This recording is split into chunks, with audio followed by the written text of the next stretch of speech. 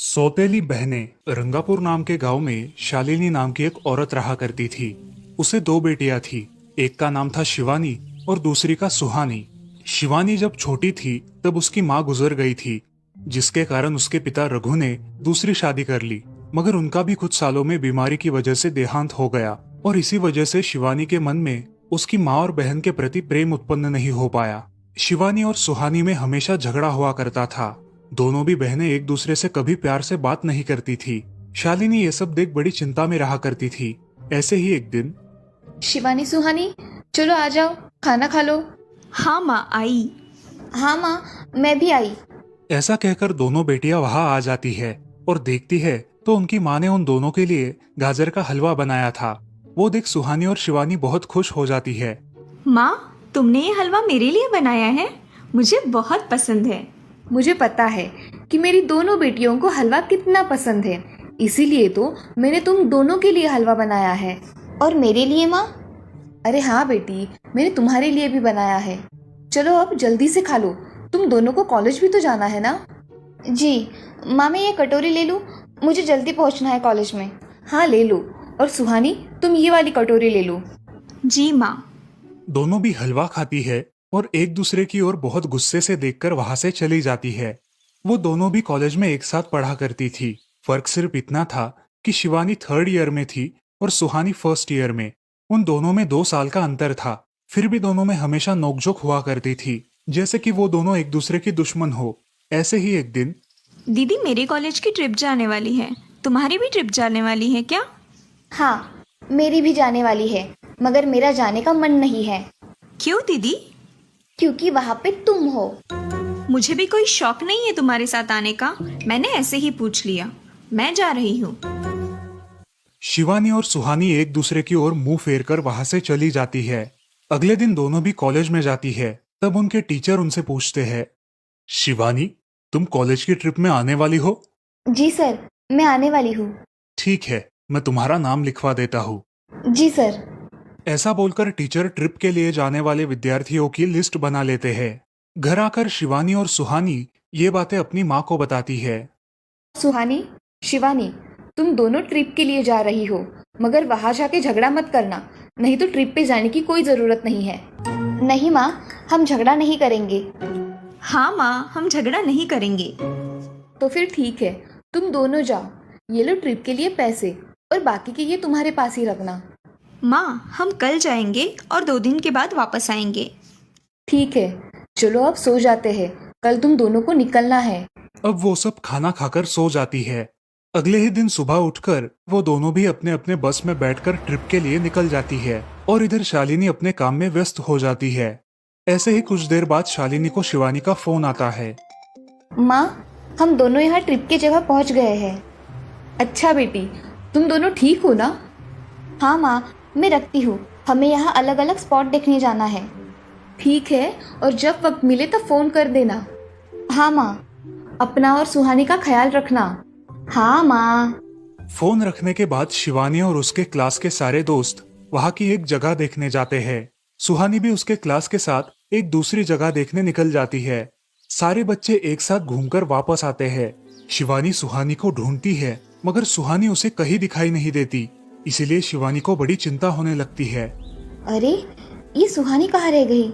इसका तो कुछ भी पता नहीं, कहाँ ढूंढूं इसे? तभी शिवानी को सुहानी दिखाई देती है और उसके जान में जान आ जाती है। सुहानी, कहाँ गई थी तुम? मुझे कितनी चिंता लग गई थी तुम्हारी।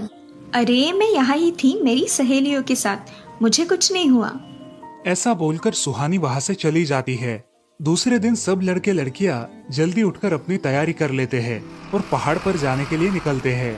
वो सब आज थोड़ा घूमकर शाम तक निकलने वाले थे। सब विद्यार्थी एक हिल स्टेशन देखने चले जाते हैं।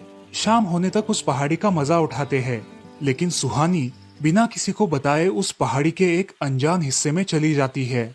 वहाँ का मनमोहक दृश्य देखते देखते गलती से उसका पैर फिसल जाता है और वो वहाँ से नीचे गिर जाती है। शाम हो जाने के कारण सभी विद्यार्थी वहाँ से निकलने लगते हैं और यहाँ सुहानी एक पेड़ के सहारे उस पहाड़ी की चोटी पर लटकी रहती है। शिवानी सभी विद्यार्थियों में अपनी बहन को ढूंढती है, लेकिन वो उसे कहीं नहीं मिलती। सुहानी को ढूंढते ढूंढते शिवानी वापस उसी पहाड़ी के पास आती है और उसे आवाज लगाती है। सुहानी, सुहानी कहाँ हो तुम? दीदी मैं यहाँ हूँ, बचाओ मुझे, मैं यहाँ हूँ। सुहानी की आवाज की ओर जाते ही उसे पता चलता है कि सुहानी पहाड़ी पर लटकी है। ये सब देखकर शिवानी बहुत घबरा जाती है। शिवानी अपनी पूरी ताकत लगाकर उसे ऊपर खींच लेती है। तुम यहाँ क्यों आई थी? अगर तुम्हें कुछ हो जाता तो मैं क्या करती? माँ को क्या जवाब देती? दीदी मेरा पैर फिसल कर मैं वहाँ गिर गई। मैंने बहुत आवाज दी मगर मेरी आवाज किसी ने नहीं सुनी। तुम ढूंढती हुई आई और मुझे बचा लिया। तुम दुनिया की बेस्ट दीदी हो। हाँ सुहानी, चलो अब घर जाने के लिए देर हो जाएगी, बस निकल जाएगी। सुहानी को ऊपर खींचते वक्त शिवानी के हाथ पर बहुत सारे जख्म हो गए थे, इसीलिए सुहानी अपनी ओढ़नी फाड़कर उसके हाथ पे बांध देती है और अब वो दोनों बस के पास चले जाते हैं। क्या हुआ है शिवानी, हाथ से खून बह रहा है तुम्हारे? कुछ नहीं सर, मैं वहाँ पे गिर गई थी, अब मैं ठीक हूँ। टीचर और सारे छात्र गाड़ी में बैठकर घर जाने के लिए निकलते हैं। घर आने के बाद शिवानी सारी हकीकत अपनी माँ को बताती है और वो सब सुनकर माँ दोनों को गले लगाकर रोने लगती है। तुम दोनों एक दूसरे के साथ होते हो, इसीलिए मुझे कोई टेंशन नहीं रहता, मगर मेरी बच्चियों, खुद का भी ख्याल रखा करो। उस दिन के बाद दोनों सौतेली बहनों ने अपने बीच की सब नोकझोंक बंद कर दी और हंसी खुशी सगी बहनों की तरह रहने लगी। दोस्तों, इस कहानी से हमें ये सीख मिलती है कि हम सबको एक दूसरे के प्रति द्वेष की भावनाएं छोड़कर प्यार से रहना चाहिए। चंदनपुर नाम के गांव में चंपा नाम की एक औरत रहती थी। पति, 2 बच्चे और एक बेटी, ऐसा उनका पूरा परिवार था। उसका पति श्रीधर पोस्ट ऑफिस में जॉब करता था। उसके कमाई से ही घर चलता था।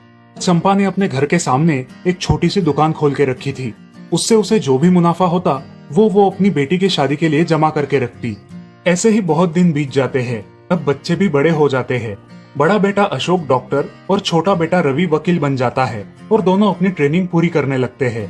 एक दिन उनकी बहन ज्योति के लिए एक अच्छा रिश्ता आता है और ज्योति की शादी पड़ोस के गांव के सरपंच जी के बेटे से हो जाती है। ज्योति बहुत ही कामचोर और गुस्सा करने वाली होती है। इसी कारण उसके ससुराल से उसे निकाल दिया जाता है। वो अपने पति को लेकर अपने मायके रहने आती है। अब चंपा का जमाई दुकान चलाता है और चंपा और ज्योति आराम से वहाँ रहती है। अरे ज्योति, जरा अपने कामचोर पति को कुछ काम करना क्यों नहीं सिखाती हो? कुछ काम का नहीं है वो। अरे हाँ माँ, उनके पिताजी ने तो उन्हें ही घर से निकाल दिया और हमारे माथे मर दिया। जाने दो, पति है। माँ और बेटी इसी तरह तानेबाजी करती रहती। अब बड़े बेटे अशोक की शादी उन्हीं के गांव के एक लड़की से करा दी गई, लेकिन उस लड़की से भी चंपा बहुत काम करवाती और वो बेचारी सासू माँ का आदर करके सब काम चुपचाप करती थी। एक दिन वो काम करके थक गई और एक जगह पर बैठ गई। ए कामचोर कमला, इतना सारा काम पड़ा है घर में, क्या वो तुम्हारा बाप आके करेगा? चलो उठ, काम कर। हाँ हाँ माँ जी, करती हूँ। ऐसा कह के कमला अपने काम पर लग जाती है और सारा काम खत्म कर देती है। चंपा अपने बेटे अशोक से घर आने के बाद चुगलियां किया करती थी। अशोक घर आकर कमला को बहुत भला बुरा कहता और कभी कभी तो उस पर हाथ भी उठाया करता था। ये सब रवि देखा करता था और रवि को बहुत बुरा लगता था। अशोक मारने आता तो रवि बीच में पड़ जाता और माँ बाप को डांटता था और वही झगड़ा खत्म हो जाता था। ऐसा बहुत दिन चलता रहा। रवि को रंजना नाम की एक लड़की बहुत पसंद थी, जो कि एक न्यूज रिपोर्टर थी। क्या तुम मुझसे शादी करोगी? मुझे तुम बहुत पसंद हो। हाँ, मगर रवि, तुम्हारे घर में तुम्हारी माँ का बर्ताव मुझे बिल्कुल पसंद नहीं है, इसीलिए पहले तुम इसका कोई हल निकालो। अरे रंजना, मैं हूँ ना तुम्हारे साथ, तुम्हें टेंशन की क्या बात है? मगर रवि, तुम भी अगर मुझे मारने पीटने लगे तो मैं तुम्हें कोर्ट में खींचूंगी। अरे हाँ बिल्कुल, वो तो तुम्हारा अधिकार है। अगले दिन रवि अपने घर में रंजना के बारे में बताता है। रवि की माँ चंपा उसे साफ मना कर देती है। रवि, तुम्हें कुछ समझ आता है या नहीं? अपनी बिरादरी की लड़की से शादी करो बेटा। इस घर में ये आखिरी शादी है और मेरे भी कुछ अरमान है बेटा। अजय, आप कुछ कहते क्यों नहीं? हाँ बेटा, तुम्हारी माँ सही कह रही है, तुम इसकी बात मान जाओ बेटा। नहीं पापा, मैं शादी करूंगा तो सिर्फ रंजना से, वरना मैं शादी नहीं करूंगा। सब चुप हो जाते हैं।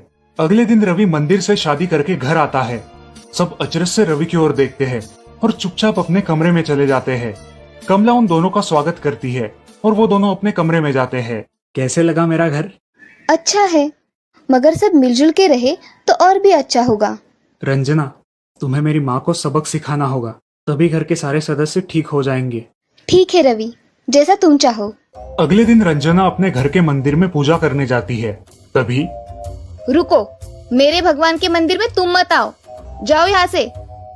ये कहकर सास रंजना को वहां से भगा देती है और घर के किसी भी काम को करने से मना कर देती है। तब क्या माँ जी, आज से मैं इस घर की बहू हूँ। इस घर पे मेरा भी उतना ही अधिकार है जितना कि आपका। क्या बोल क्या रही हो? निकल जाओ मेरे घर से। खबरदार अगर हाथ भी लगाया तो। पता है ना, मैं न्यूज रिपोर्टर हूँ। रातों रात खबर छाप दूंगी और कोर्ट के चक्कर लगेंगे वो अलग, समझिए आप। सास चुपचाप देखने लगी और उसकी बेटी और ससुर भी देखते ही रह गए।